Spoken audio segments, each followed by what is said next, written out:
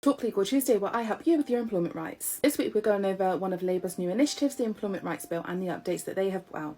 Government is aiming to make employers more family friendly, so the first thing up is paternity leave and unpaid parental leave will be a day one right. Parents will also be able to take their paternity leave and pay after their shared parental leave and pay. There will be a new right to unpaid bereavement leave. This means that you'll be able to take time off when you have lost a loved one. There'll be new protections for pregnancy, maternity leave, and those returning back to work after maternity. They aim to strengthen the day one right to request flexible work. They will require employers to explain the grounds on which they've denied a request, and they will add the requirement that a rejection of a request be reasonable. They aim to address one-sided flexibility, ensuring that jobs offer a baseline of security for you. They plan on ending exploitative zero-hour contracts by introducing rights to guaranteed hours, reasonable notice of shifts, and payment for short notice cancellation of shift. And this will also apply to agency workers. It will look to end fire and rehire, instead bring in fire and replace practices by considering dismissals for failing to agree to a change in contract as automatically unfair, except where businesses genuinely have no alternative. Remove the 2-year qualifying period of employment for the right to claim unfair dismissal. This will become a day one right while simultaneously enabling employers to ensure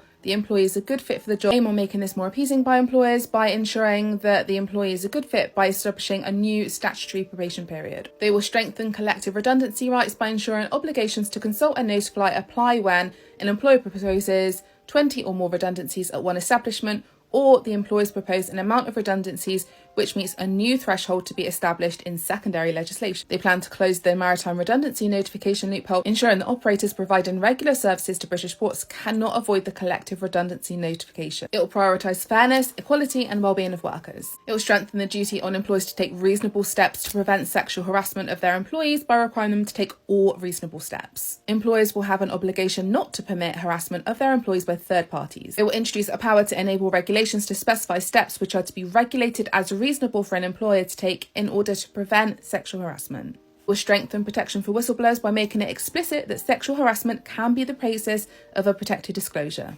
And they will motivate employers to improve gender equality by requiring relevant employers to produce action plans setting out how they are addressing the gender pay gap issues and supporting employees going through the menopause. They will ensure workers get fair pay for a fair day's work. Waiting period and the lower earnings limit on statutory sick pay will be removed. And they will reinstate the school support negotiating body to improve pay and conditions for school support staff in England. They will provide the establishment of a fair pay agreements process in the adult social care sector in England and social care sectors in Scotland and Wales. They will strengthen existing tipping law by requiring employers to consult with workers when developing or revising their tipping policies. They will reintroduce the 2-tier code on workforce matters, ensuring that employees from the private sector on outsourced contracts will be offered terms and conditions broadly comparable to those transferred from the public sector. More support for the maritime sector with a Seafarers Charter. The bill aims to improve enforcement of employment rights. It will increase the time limit which employers are able to make an employment tribunal claim from 3 to 6 months. There will be changes for those of you working under an umbrella company. There will be a Fair Work agency with a range of powers which will allow it to investigate, inspect and take action against businesses that are flouting the law.